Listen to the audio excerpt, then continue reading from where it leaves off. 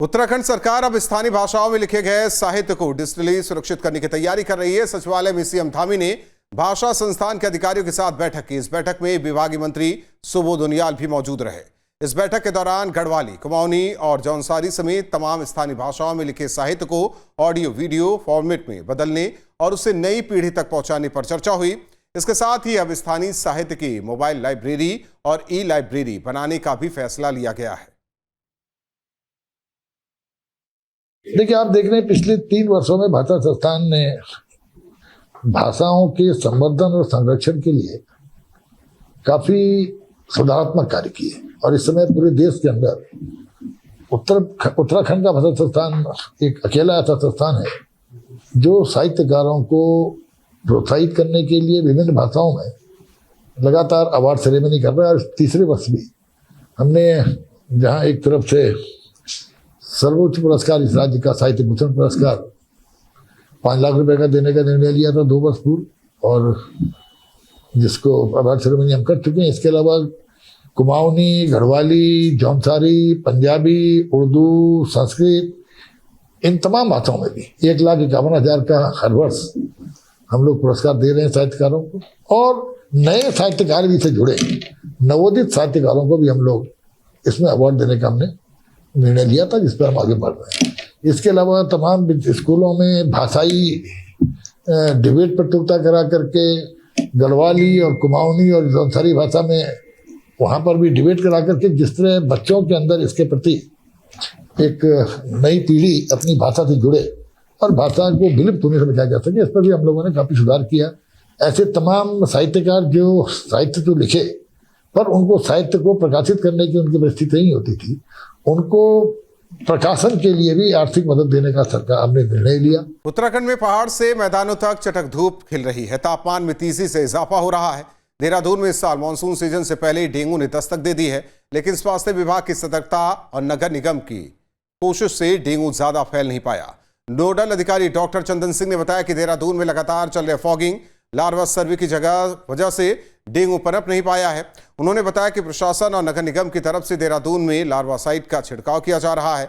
इस साल देहरादून में 52 केस पाए गए हैं, जबकि उत्तराखंड में 88 केस सामने आए हैं। अभी 13 केस एक्टिव है जिनका इलाज किया जा रहा है। देखिए, अभी तो डेंगू बहुत ज़्यादा उसमें नहीं है कि अपना विकराल रूप में नहीं है, क्योंकि जिस हिसाब से अभी पीछे बरसात हुई है, ठंड भी बढ़ गई थी, तो उससे लग रहा था कि भाई डेंगू के केसेस बढ़ सकते हैं। बट जिस तरीके से हमारा अब की बार जो फील्ड सर्वे चल रहा है और जो फॉगिंग चल रही है और लार्विसाइडल का छिड़काव हो रहा है जिला प्रशासन की तरफ से भी, नगर निगम की तरफ से भी, तो इस तरीके उसकी वजह से जो है उसका ये परिणाम निकला है कि डेंगू इस टाइम बहुत ज़्यादा खतरनाक स्टेज पे नहीं आ रहा है। अभी तक हमारे पास में देहरादून के कुल मिला के 52 केस आए हैं और 36 केस हमारे पास में बाहर से हैं, तो जिनमें से कि हमारे 75 लोग जो हैं वो रिकवर हो चुके हैं। जुलाई के पहले हफ्ते से कांवड़ यात्रा शुरू होने वाली है, जिसको लेकर प्रशासन ने अपनी तैयारियां शुरू कर दी है। डीएम मयूर दीक्षित ने सभी विभागों के अधिकारियों के साथ बैठक की। बैठक में कांवड़ मेले के साथ साथ जिला योजना के कामों और मुख्यमंत्री की घोषणाओं के क्रियान्वयन को लेकर भी विभागों से फीडबैक लिया। डीएम ने सभी कामों को जल्द से जल्द पूरा करने के निर्देश दिए हैं। देखिए, आज सभी जनपद स्तरीय अधिकारियों की बैठक की गई थी और उसमें कुछ हमने उनको डायरेक्शंस दिए हैं, जिसमें मुख्यतः यह है कि अभी जो कांवड़ यात्रा होने जा रही है उसके समस्त जो कार्य समयबद्ध तरीके से पूर्ण कर लिए जाएं। जहाँ जहाँ एस्टिमेट्स भेजने की ज़रूरत है वो जल्दी भेज दें। दूसरा, जिला योजना यहाँ पे जनपद में पास हो चुकी है, तो उसके भी कार्य लगातार शुरू करें, उसमें मॉनिटरिंग करें और लाभार्थियों का चयन ढंग से करें।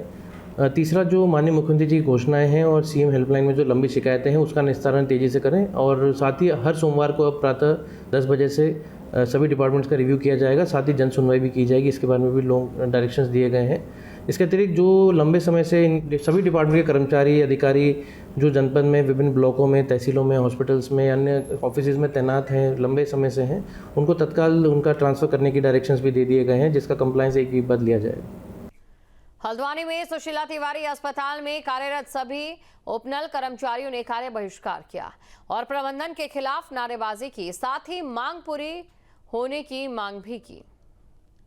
उपनल कर्मचारियों ने कहा कि पिछले 20 साल से अधिक समय से सुशीला तिवारी हॉस्पिटल में अपनी सेवाएं दे रही हैं।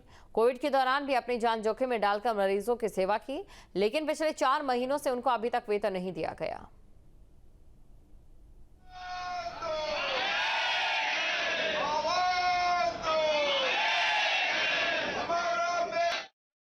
जो है ये चौथा महीना हो गया, 4 महीने से हमें जो है सैलरी नहीं मिली है और जो है यहाँ पे हमारा विगत कई वर्षों से शोषण हो रहा है। इस चीज़ को देखते हुए हम जो है हड़ताल करने के लिए बाध्य हैं। महीने से सैलरी नहीं आई है, हम बड़े परेशान हैं। हमारी रोजी रोटी इसी से चलती है। हमें इतना परेशान किया जा रहा है। हम लोग इतने सालों से अपनी सेवा यहाँ दी है, हमारी सेवाओं का कोई फायदा नहीं हो रहा है। हम लोगों को दुखी करा जा रहा है यहाँ पर। पिछले 3-4 माह से हमारा वेतन आहरित नहीं हुआ है। सारे कर्मचारी परेशान हैं, आर्थिक रूप से भी और मानसिक रूप से भी। कर्मचारियों की जो है आर्थिक इस समय इतनी दयनीय स्थिति हो चुकी है कि आज की डेट में कोई जो है उनको अधिक कर्मचारी जो हमारे जो है किराए के मकानों में रहते हैं, उनको किराए देने में दिक्कत हो रही है, बच्चों की फीस देने में प्रॉब्लम आ रही है। बढ़ते अगली खबर की ओर। हरिद्वार में बीजेपी नेत्री पर नाबालिग बेटे से देह व्यापार के आरोपों ने अब सियासी तूल पकड़ लिया है। महिला कांग्रेस की प्रदेश अध्यक्ष ज्योति रौतेला ने प्रेस कॉन्फ्रेंस की और बीजेपी पर निशाना साधा। कहा कि सिर्फ पार्टी से निष्कासन की से बात खत्म नहीं होगी, इस पूरे मामले की सीबीआई जांच होनी चाहिए। महिला कांग्रेस के प्रदेश अध्यक्ष ने राज्यपाल से मिलकर शिकायत करने की बात भी कही है। बेटी बचाओ, मुर्दाबाद। ये जांच की मांग कर रहे हैं। हम चाहते हैं कि उनकी जो कॉल डिटेल्स हैं उससे ये जानकारी निकाली जाए कि वो किन लोगों के टच में थी, कौन लोगों से बात करते थे। हमने उनका फेसबुक प्रोफाइल देखा, वो भाजपा के तमाम नेताओं से मिलती थी, उनके साथ उनका फोटो है और हम लोग कल जाके इस मुद्दे पे गवर्नर साहब से भी मिलेंगे। उत्तराखंड हाईकोर्ट से राज्य सरकार को बड़ी राहत मिली है। नैनीताल जिले के रामनगर तहसील के अंतर्गत मालधन चौड़ और पाटकोट में शराब की दुकानों को दोबारा खोलने की अनुमति दे दी गई। दरअसल इन दुकानों के खिलाफ स्थानीय लोगों ने विरोध प्रदर्शन किया, जिसके बाद इन्हें अस्थायी रूप से बंद किया गया। मामले में हाईकोर्ट में याचिका दायर की गई और अब कोर्ट ने राज्य सरकार की रिपोर्ट को सही ठहराते हुए आबकारी विभाग को इन दुकानों को फिर से संचालित करने की इजाजत दी। देखिए, नैनीताल जिले में 2 दुकानें थी, जिसमें कुछ जो गांव के लोग थे, गांव की महिलाएं जिनको आगे किया हुआ था, उसकी वजह से कुछ विरोध की वजह से दुकानें बंद कर दी गई थी। पर आज ऑनरेबल कोर्ट ने जब सरकार से रिपोर्ट मंगाई, उसमें यह आया कि कहीं कहीं पे कुछ लोग ऐसे हैं जो वहाँ पे इलीगल शराबें बेच रहे हैं, जिस वजह से आज ऑनरेबल कोर्ट ने जो ऑर्डर था सरकार का उसको स्टे कर दिया है, हमें प्रोटेक्शन देने का ऑर्डर कर दिया है और उसके बाद इसका इफेक्ट ये होगा कि अब हम फिर से दुकान चला पाएंगे। तो दोबारा खुलेंगी शराब की दुकानें और हाईकोर्ट ने शराब की दुकानों को खोलने की मंजूरी दे दी है। स्थानीय विरोध के बाद ये दुकानें बंद कर दी गई थी।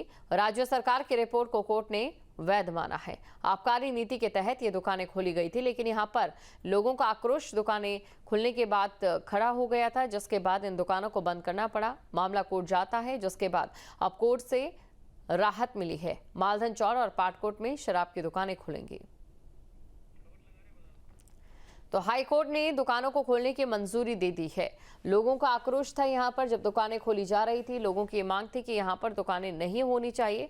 ऐसे में शराब की दुकानों को बंद कर दिया गया था, जिसके बाद राज्य सरकार की ओर से हाईकोर्ट में अपनी रिपोर्ट सौंपी जाती है और उस रिपोर्ट में ये सामने आया है कि जो दुकानें खोली गई हैं वो आबकारी नीति के तहत ही खोली गई है। जहाँ भक्ति है हर शब्द में, कथाओं में छिपे हैं दिव्य रहस्य और ज्योतिष देता है जीवन को दिशा। धर्म से जुड़ी हर बातों को जानने के लिए हमारे चैनल स्तुति को सब्सक्राइब करें। चैनल पर जाने के लिए इस लिंक पर क्लिक करें।